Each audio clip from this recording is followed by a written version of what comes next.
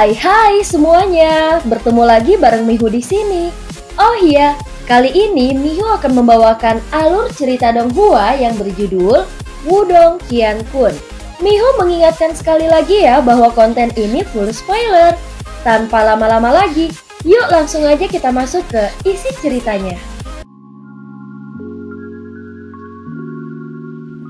Halo kakak-kakak semuanya, sebelum memulai ceritanya, Mihu mau ngucapin banyak terima kasih nih karena kalian semua selalu setia sama Mihu. Terima kasih juga karena dukungan kalian Mihu bisa sampai di titik ini. Tak terasa ya, 1 tahun telah berlalu. Selamat tahun baru 2025. Tetap sehat dan semangat semuanya. Love you guys. Melanjutkan dari kisah sebelumnya. Waktu berlalu. Pertemuan bela diri 5 klan adalah acara yang cukup besar di wilayah Laut Angin Surga. Oleh karena itu, semakin banyak ahli berkumpul di pulau ini di hari-hari berikutnya. Menjadi seorang pembantu eksternal, klanku jelas-jelas menganggap diri Lindong sangat penting. Pada saat ini sementara Lindong sedang berlatih, Guya dikirim untuk merawatnya. Klanku bahkan mengizinkan Guya untuk memberikan 20.000 pil Xuan Yuan dan mengatakan itu untuk penggunaan Lindong selama pelatihannya. Waktu berlalu dengan cepat saat dia berlatih dengan damai. Setelah 5 hari, pertemuan bela diri juga akhirnya tiba. Pada saat ini ketika sesi latihan Lindong selesai, pintu dengan lembut didorong terbuka.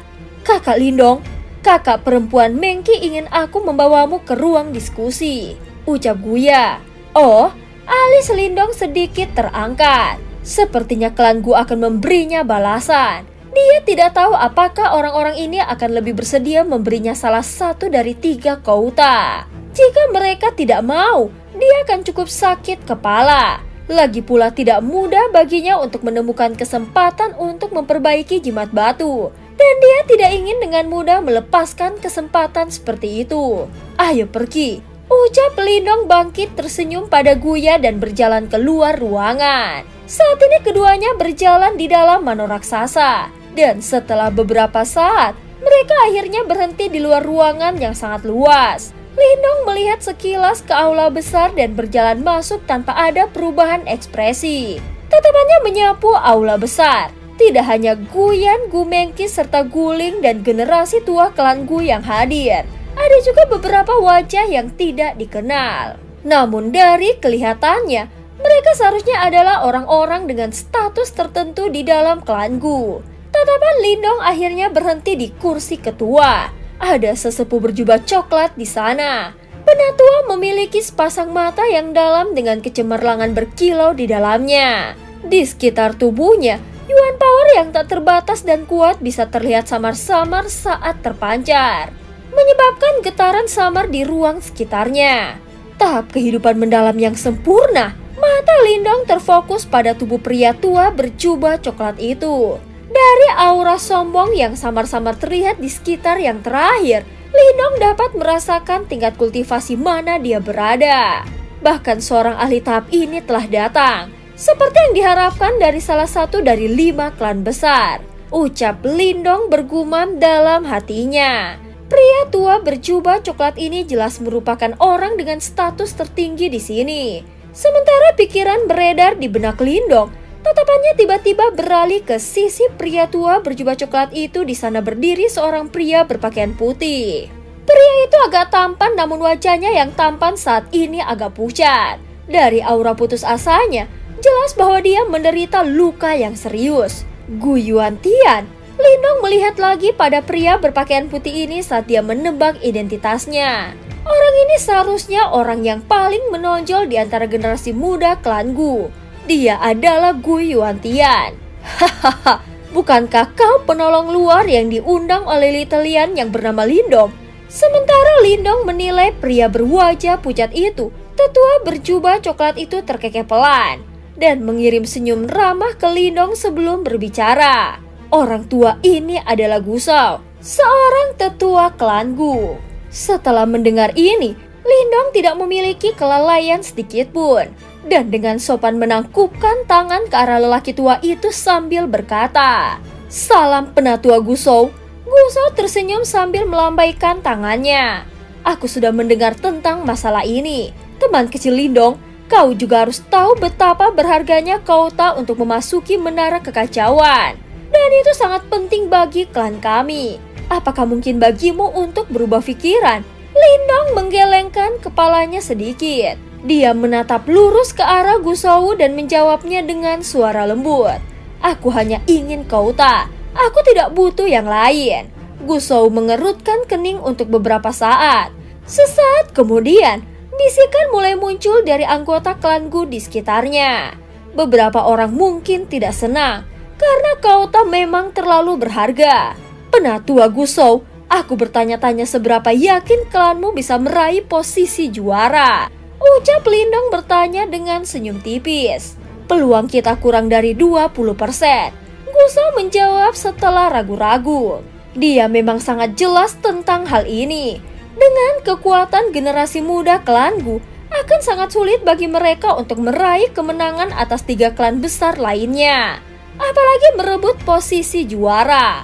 Penatua Gusou, jika klan Gumu tidak dapat memenangkan pertemuan bela diri, tidak perlu berbicara tentang memiliki 2 atau 3 Kauta. Klanmu bahkan tidak akan memiliki hak untuk memasuki menara kekacauan. Di bawah premis ini, bukankah diskusi tentang apakah kau bersedia memberikan Kauta berpikir terlalu jauh ke depan? Ketika kata-kata Lindong terdengar, kegemparan langsung muncul di aula besar. Beberapa anggota klanku memiliki ekspresi marah. Kemungkinan mereka percaya bahwa Lindong meremehkan mereka. Dahi Gusou mengerut sebelum dia melambaikan tangannya menekan diskusi yang terjadi di aula besar. Meskipun kata-kata teman kecil Lindong tidak enak di telinga, itu adalah kebenaran. Jika kita tidak menjadi juara, klan Gu kita bahkan tidak akan memiliki hak untuk memasuki menara kekacauan. Apalagi memiliki Kauta.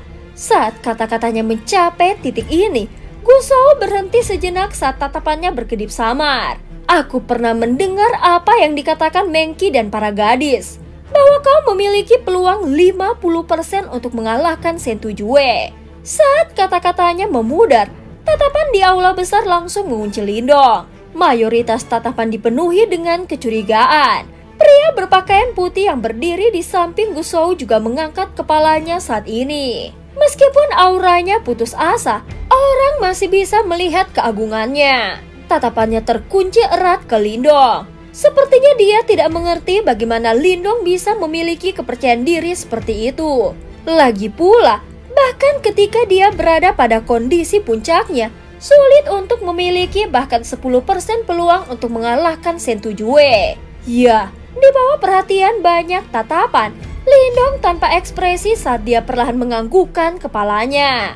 Mata Gusou sedikit menyipit. Tatapannya berubah berapi-api saat dia menatap Lindong yang diam. Setelah beberapa saat, dia tiba-tiba perlahan mengulurkan tangannya yang layu. Di tangannya ada token perintah emas. Ini adalah tanda perintah dari pembantu luar klan Gu kami.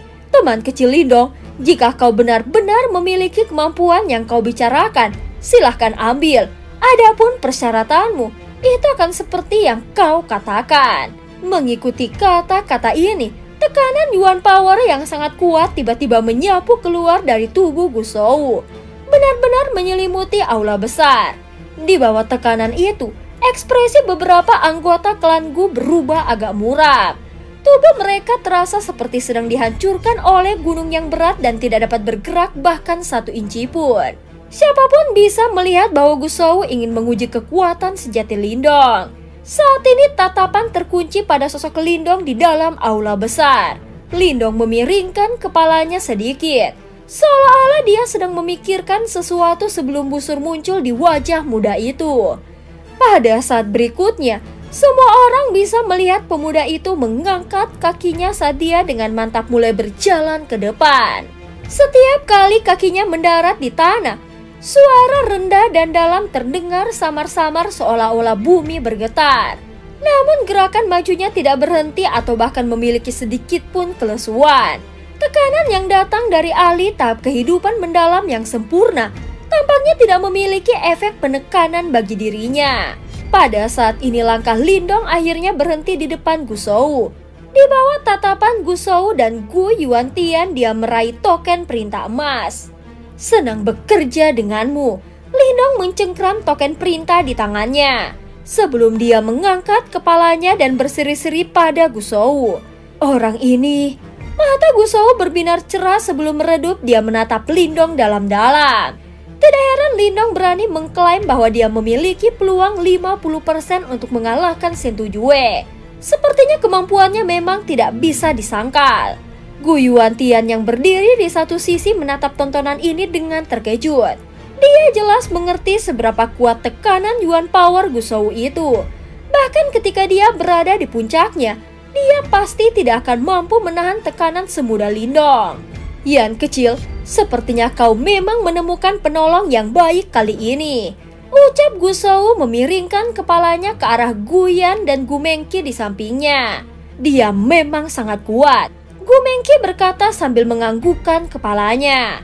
Hahaha, teman kecil Lindong, klan Gu mungkin sangat bergantung padamu untuk pertemuan bela diri ini.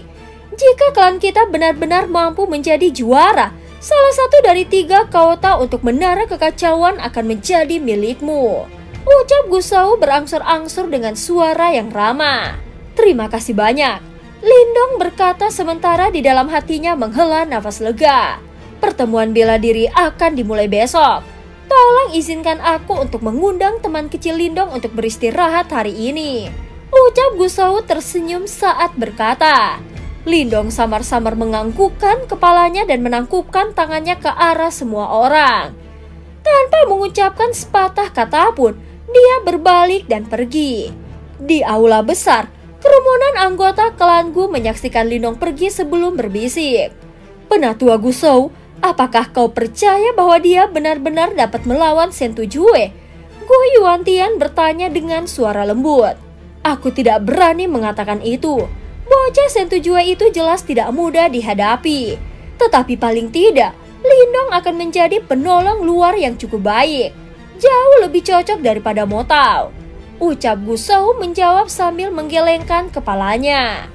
Waktu berlalu. Keesokan harinya ketika sinar matahari bersinar, suasana di Pulau Martial Gathering yang jauh lebih besar berkobar dan memanas.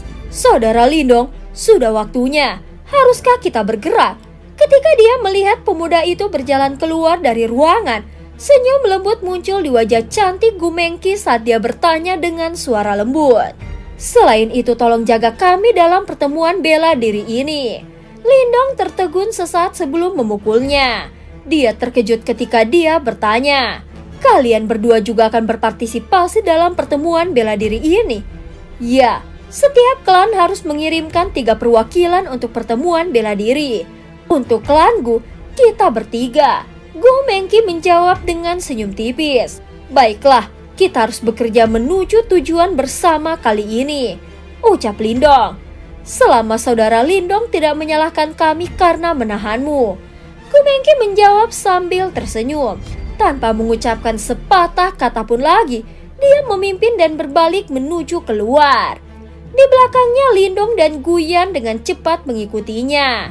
Di tengah pulau Martial Gathering terlihat gunung raksasa yang sangat megah dan mengesankan. Pada saat ini gunung raksasa itu sudah dipenuhi oleh hiruk pikuk kerumunan. Di puncak gunung banyak platform sedang diatur. Pemandangannya sangat spektakuler dan megah. Ketika Lindong dan kelompoknya mencapai puncak, sekitar puncak gunung sudah dipenuhi oleh banyak orang. Lindong dan kelompoknya mendarat di puncak gunung dan perlahan-lahan berjalan ke kursi yang diatur oleh klan Gu. Selama waktu ini, Gu Mengqi samar-samar tersenyum ke arah Lindong sambil menjelaskan berbagai detail dari pertemuan bela diri ini. Sambil mendengarkan, tatapan Lindong berkedip saat dia samar-samar tersenyum dan menganggukkan kepalanya. Ketika kelompok itu akhirnya mencapai kursi yang dialokasikan klan Gu, wajah pucat Gu Yuantian bangkit dan menangkupkan tangannya ke arah Lindong. Saat dia hendak mengatakan sesuatu, tatapannya menyapu sebelum wajahnya berangsur-angsur berubah menjadi jelek. Lindong mengikuti pandangan Gu Yuantian dan melihat ke atas. Terlihat sekelompok besar orang yang sama berkumpul di dekatnya. Di dalam grup, dia melihat sosok yang dikenalnya yaitu Wei Song, anggota klan Wei ya. Lindong bergumam saat matanya sedikit menyipit. Dia menatap pria yang membawa pedang sebelum berbalik untuk melihat orang lain. Orang ini tampak sangat lemah dan rapuh dan penampilannya agak biasa-biasa saja. Pria pembawa pedang itu adalah Wei Zhen dari klan Wei. Dia dianggap sebagai orang terkuat dalam generasi muda klan Wei. Penguasaan teknik pedang gunung klan Wei mendekati titik kesempurnaan. Suara lembut Gu Mengki perlahan terdengar. Bagaimana dengan orang lain? Lindong samar-samar menganggukkan kepalanya dan bertanya dengan suara lembut. Yang lain, Gu Mengki melihat ke arah pria sederhana di samping Wei Zhen saat alisnya yang hitam sedikit berkerut. Itu tombak hantu Chen Luo, murid pertama dari orang tua tulang jahat. Gu Yuantian berbicara sementara wajahnya menjadi gelap. Sambil menggosok dadanya, dia mengatupkan giginya dan melanjutkan. Lukaku disebabkan olehnya. Gu Mengki dan yang lainnya mengepalkan tangan mereka yang seperti batu giok saat api kemarahan meletus di mata mereka. Murid pertama dari orang tua tulang jahat. Alis Lindong sedikit berkerut saat dia menatap Guyan. Ini berarti bahwa Chen Luo ini harus menjadi kakak laki-laki dari Su Yun. Lindong mengangkat kepalanya dan melihat ke arah lelaki itu. Pada saat ini yang terakhir tampaknya memperhatikan. Sambil memiringkan kepalanya, tatapannya berpapasan dengan Lindong. Lindong, aku akan mengambil hidupmu atas nama adik laki-lakiku. Mata Lindong sedikit menyipit, dia benar-benar bertemu musuhnya hari ini.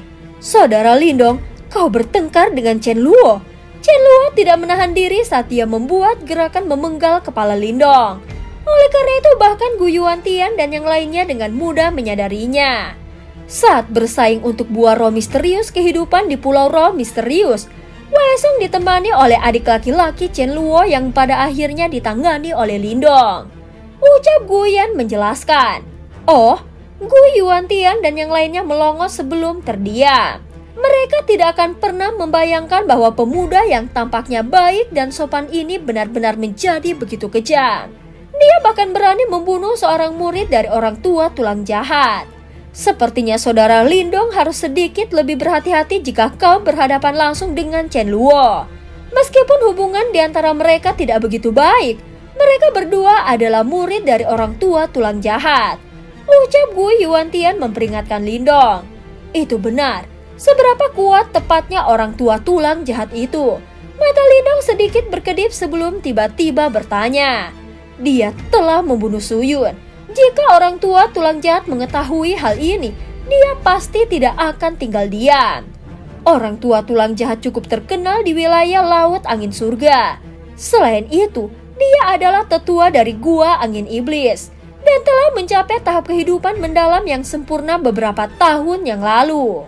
Menurut informasi yang telah dikumpulkan oleh klan Gu kami, dia telah mencoba untuk menerobos ke tahap kematian mendalam selama 2 tahun terakhir.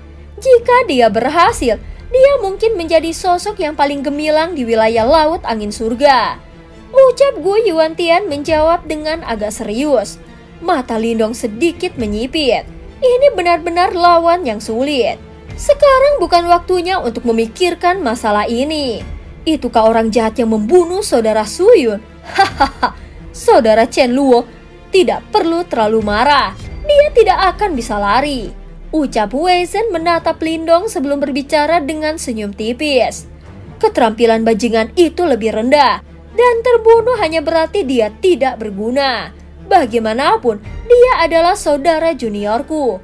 Jika berita tentang masalah ini menyebar, itu akan menodai namaku. Karena itu aku masih harus membalas dendam atas namanya. Ucap Chen Luo menjawab dengan senyum yang dipaksakan. Kata-katanya menunjukkan bahwa dia tidak memiliki kasih sayang sama sekali untuk apa yang disebut adik laki-lakinya. Kata-kata tanpa emosi ini menyebabkan beberapa anggota klan Wei di sekitarnya tidak punya pilihan selain memberikan persetujuan. Wei Zhen tersenyum dan menganggukkan kepalanya. Sampai sekarang, Gu Yuantian dari klan Gu tidak dapat mengambil tindakan karena luka seriusnya. Aku percaya bahwa klan Wei ku harus bisa meraih kemenangan dengan lancar. Namun untuk menjadi juara, itu mungkin agak merepotkan. Setelah mendengar kata-kata itu, Kesedihan melintas di bahkan mata Chen Luo yang tersenyum. Sambil mengangkat kepalanya, dia melihat ke arah puncak gunung. Di ujung alun-alun berdiri sebuah menara batu kuno yang hanya setengahnya terlihat. Aura kuno dan sunyi yang samar-samar terlihat perlahan terpancar darinya. Ini adalah menara kekacauan, dan seorang asura menjaganya, klan Sentu Asura Besi Sentu Jue. Itu klan Lagu. Bisakah kau melihat pria berjubah biru di depannya? Itu adalah Song Chen yang terkuat di antara generasi muda klan Song. Kekuatannya telah mencapai puncak tahap awal kehidupan mendalam. Di sana adalah klan Su. Pemimpin mereka adalah Su Yan. Orang ini agak istimewa. 5 tahun yang lalu, dia berada di peringkat terbawah dari generasi muda klan Su. Namun dia memiliki pertemuan yang beruntung dan menemukan perbendaharaan kuno tempat dia memperoleh warisan. Sejak saat itu, dia memisahkan diri dari kebiasaan sebelumnya. Dalam waktu 5 tahun, dia telah menjadi orang terkuat di antara generasi muda klan Su. Di waktu berikutnya, anggota dari 2 klan besar lainnya muncul berturut-turut. Sementara Guyan terus memperkenalkan Lindong kepada calon lawannya. Setelah mendengar semua ini, Lindong mengalihkan pandangannya ke arah Song Chen. Dia agak elegan, memiliki temperamen yang agak baik, dan dapat dianggap sebagai pria tampan kelas atas. Adapun Su Yan itu, dia terlihat jauh lebih biasa-biasa saja dibandingkan dengan Song Chen. Seperti yang diharapkan dari 5 klan besar dari wilayah Laut Angin Surga. Anggota generasi muda ini semuanya adalah orang-orang yang brilian. Setelah mengamati sebentar, Lindong perlahan-lahan menarik kembali tatapannya sementara pujian melintas di matanya. Selain Sentu Jue yang ditakuti yang belum mengungkapkan dirinya, masing-masing dari 5 anggota klan besar ini sudah sangat kuat. Jika mereka ditempatkan di wilayah Suan Timur, mereka pasti akan berdiri di puncak generasi muda. Pertemuan bela diri ini akan memiliki kecemerlangan yang tidak terduga. Waktu perlahan berlalu. Pada saat ini Lindong merasakan Gumengki yang ada di sampingnya mulai berdiri. Ini akhirnya akan dimulai. Mata samar-samar tertutup Lindong bermunculan pada saat ini. Mengangkat kepalanya, dia memperhatikan bahwa ada seorang penatua berdiri di udara di atas alun-alun. Dia adalah anggota klan Sentu. Pertemuan bela diri menjadi setahun sekali, dan tidak banyak yang perlu dijelaskan tentang aturannya. Seperti biasa, semua orang memilih lawan. Setiap klan dapat mengirim 3 peserta. Suara kuat dari tetua bergemuruh saat bergema di telinga semua orang. Saat tetua berbicara, lingkaran cahaya yang bersinar muncul di tangannya. Di dalam lingkaran cahaya, orang bisa melihat 4 tanda bercahaya yang berputar. Saat lingkaran cahaya muncul, Gumengki segera berdiri bersama dengan peserta dari 3 klan besar lainnya. Mereka mengulurkan telapak tangan mereka saat kekuatan hisap meletus. Masing-masing dari mereka meraih tag cahaya di dalam lingkaran cahaya yang bersinar, sebelum tiba-tiba menariknya keluar. Saat label cahaya meninggalkan lingkaran cahaya, seutas benang bersinar keluar. Saat tag cahaya mendarat di tangan Gumengki, benang bercahaya itu memanjang sebelum bergabung dengan tag cahaya lainnya. Mengikuti benang bercahaya, itu membawa mereka ke arah klan Su. Mata Lindong menyipit samar. Dia mengangkat kepalanya dan melihat ke arah Su Yan yang memegang label cahaya. Yang terakhir juga mengangkat kepalanya dan melihat ke atas dengan tersenyum tipis. Di dalam senyuman itu ada niat bertarung yang kental. Lawan putaran pertama kita adalah klan Su. Lawan putaran pertama kita adalah klan Su ya. Dan cerita pun berakhir. Terima kasih udah dengerin Mihu dari awal sampai akhir ya. Please untuk like, comment, and subscribe. Sampai jumpa.